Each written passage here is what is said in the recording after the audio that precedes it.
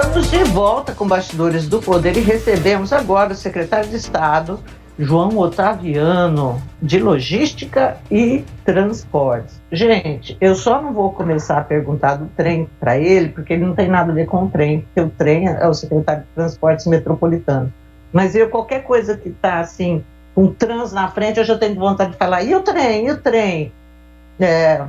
Mas enfim, secretário, muito bom dia para o senhor. Bom dia, prazer em ouvi-las, prazer em falar com todos aqueles que nos veem e ouvem aqui através dessa conexão com a Band. Muito obrigado. Bom, secretário, a gente teve um pacote aí de investimentos anunciado nessa semana pelo governador do estado e que fez assim as pernas de muita gente tremer, né? Porque é muito dinheiro.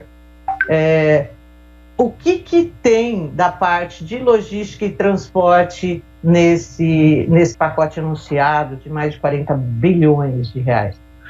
No total são 47 bilhões de reais, 8 mil obras que o governador João Dória anunciou, né? Graças fundamentalmente à coragem que o governo teve, que o governador e o vice-governador tiveram, de fazer a aprovação do projeto de reestruturação do Estado, seja administrativa, seja tributariamente. Resultado disso é a capacidade de investimento entre 2021 e 2022 desses 47 bilhões. Desses 47 bilhões de reais, nós temos 7 bilhões que serão investidos na recuperação rodoviária do Estado de São Paulo, administrada pelo DR. O vice-governador Rodrigo Garcia conseguiu organizar o orçamento de tal maneira que a gente receba 7 bilhões de reais nos próximos meses aqui de 2021 e no ano de 2022 para fazer um investimento em mais de 5 mil quilômetros de rodovias, sejam elas rodovias vicinais, seja o recap de rodovias estaduais, pavimentação de rodovias vicinais, enfim. Nós vamos ter aí esse investimento robustíssimo de 7 bilhões de reais na malha rodoviária do estado de São Paulo. Secretário, e de onde que está vindo esse dinheiro? Eu sei que o senhor falou que o Rodrigo, o vice-governador, fez um manejo aí no orçamento. Vai tirar de alguma pasta? Como que foi da Receita? São de projetos? De onde vem o dinheiro? Esse dinheiro vem justamente dessa reforma administrativa que foi feita. Empresas estatais que não eram mais necessárias, que foram fechadas, reestruturação da Previdência estadual e a reestruturação tributária. Resultado disso foi um aumento de capacidade de investimento no orçamento sem que prejudicasse outras pastas. Então, nós não estamos concorrendo com educação, saúde, desenvolvimento social, segurança pública. É investimento na veia, no orçamento, que vem dessas boas medidas que foram tomadas pelo governo. O senhor acha que... Nesse ano é que houve... Só um minuto, Rose. Nesse ano é que houve toda essa reestruturação fiscal, retirada de subsídios para parte de setores. Então, é principalmente essa reestruturação que ajudou o governo a criar esse montante para fazer investimentos no Estado. É isso que o senhor está dizendo? É exatamente isso. Foi essa coragem de reforma administrativa no meio da pandemia, o único Estado que fez o dever de casa. Resultado disso é essa boa capacidade de investimento entre 2021 e 2022. Agora, secretário, o senhor acha que vai dar tempo de vocês fazer todas essas obras? Porque você tem um processo de licitação que é demorado e o ano que vem tem eleições, né? O senhor acha que vai dar tempo vocês fazerem todas essas obras até o ano que vem? E qual que é a perspectiva aí de entrega de obras?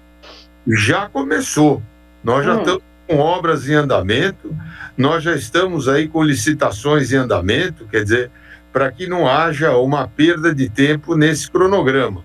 Então, nós já estamos com muita coisa andando para que a gente possa cumprir as metas do Pró São Paulo. Secretário, aqui na região, quais cidades, quais estradas aí que vão se beneficiar, hein? São várias estradas na região de Campinas. Você tem várias intervenções, né? Recentemente aí o vice-governador teve na região fazendo aí a conexão com o Indaiatuba, fazendo novas ligações aí de vicinais, enfim, é um número tão grande aí que eu não saberia de cabeça dizer a você todas as intervenções, mas é uma das maiores intervenções em região metropolitana do estado de São Paulo. Agora, secretária, a gente está vivendo aqui no Brasil uma crise hídrica grande, principalmente na região sudeste, né? Como que o estado de São Paulo está no meio dessa situação? O que o governo está fazendo? Quais são os problemas que nós estamos enfrentando? E quais são as medidas que vocês têm tomado? Aquilo que cabe ao governo estadual. Bom, separando em duas partes. Uma parte aí que a Secretaria de Infraestrutura e Meio Ambiente do meu colega Marcos Penido, junto com o Sabesp, CETESB, tem tomado medidas de contenção dos gastos aí e consumo excessivo de água, né? Do nosso ponto de vista da operação, aqui em São Paulo, o governo procurou interagir com o Comitê de Crise Nacional no que diz respeito fundamentalmente à hidrovia do Tietê-Paraná, o trecho do Tietê. Nós temos aí um trecho de 800 quilômetros e, infelizmente, tivemos a paralisação na altura de Nova Vanhandava, porque, infelizmente, o governo federal não repassou os recursos em tempo, né, para que a gente pudesse fazer as obras de retirada de rochas subterrâneas, submersas nessa área. Então, infelizmente, apesar de todo o esforço da proposta da gente ter ondas de vazão para que mantivéssemos a hidrovia funcionando, houve essa limitação e hoje nós estamos com a paralisação da hidrovia do Tietê na altura de Nova Vanhandava. Bom, vai, Rose. Não, vai você, pode ir. Bom, secretário, essa hidrovia, a gente viu na semana passada aí um início de um movimento que nos lembrou aí de 2018, quando o Brasil, por 10 dias, parou perplexo diante da greve dos caminhoneiros. Né? O que o Estado, pelo menos o Estado de São Paulo, vem pensando como alternativa para a gente não ser tão dependente só do transporte rodoviário? Olha, é uma boa pergunta essa sua, Zezé, porque isso mostra que houve, ao longo das últimas décadas, um equívoco em você não privilegiar outros modais de transporte. É o que nós estamos fazendo agora. Estamos aqui recebendo investimentos ferroviários da maior importância no estado de São Paulo. Temos a hidrovia como um grande vetor de escoamento da produção, né? Aumentar a capacidade de ligação ferroviária com o Porto de Santos, né? Fazendo com que você tenha aí uma multimodalidade logística, reduzindo a dependência exclusiva de um sistema de transporte. Mas hoje, felizmente, as coisas estão andando bem, os caminhoneiros têm cumprido o seu papel, a economia não parou, você está vendo as estradas repletas de caminhões, prevaleceu o bom senso e nós estamos trabalhando aí com um aumento dessa multimodalidade e intermodalidade para que a gente possa ter uma melhor performance da matriz logística do Estado. Em termos de hidrovia, a hidrovia Tietê é a única opção que nós temos em todo o Estado ou o Estado já prospectou alguma outra coisa que possa nos ajudar com o transporte de carga? Não, agora com a chegada do investimento ferroviário, a ligação da hidrovia e das rodovias vai ser cada vez maior e melhor, de maneira que todo esse escoamento da produção, todo esse volume de carga que está sendo transportado, ele tenha condição aí de ter uma performance melhor. Para isso, nós estamos trabalhando com um projeto que se chama PAN-TL, o Plano de Ação Metropolitana, aqui na região metropolitana de São Paulo, de transporte e logística, não é? Para que a gente tenha uma visão dos próximos 20 anos em que a gente consiga melhorar essa intermodalidade e desobrigar aí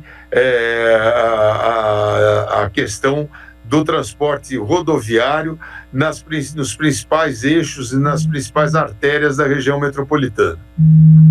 Secretário, eu sei que o senhor não é o secretário que cuida, né, da questão dos trens, mas no intervalo eu brinquei com o senhor que a gente ouve falar desse trem, da vinda do trem em Campinas, de São Paulo Campinas, há tanto tempo, e quando a gente ouve algum governante falar alguma coisa, a gente não acredita. Afinal de contas, nós teremos ou não teremos um trem vindo de São Paulo para Campinas? Olha, você pode ter certeza que sim. Quem está cuidando disso é o meu colega Alexandre Baldi, da Secretaria de Transportes Metropolitanos. Ele é muito competente, tem se dedicado aí a esse projeto, e por trás disso tem a determinação do governador João Dória. Quando o governador João Dória determina, não tem outra alternativa. Você sabe que a gente brinca com ele, que ele só aceita um tipo de não. É aquele, não, governador, pode deixar que eu faço. Esse não ele aceita. Tá certo. Ai, meu Deus, tá joia. Bom, secretário, eu quero agradecer muito a entrevista do senhor aqui no Bastidores e deixar a porta aberta para aparecer quando quiser. Muito obrigada, viu, secretário? E eu que agradeço vocês, é sempre uma boa oportunidade para a gente levar aí as mensagens dos bons projetos do governo João Dória.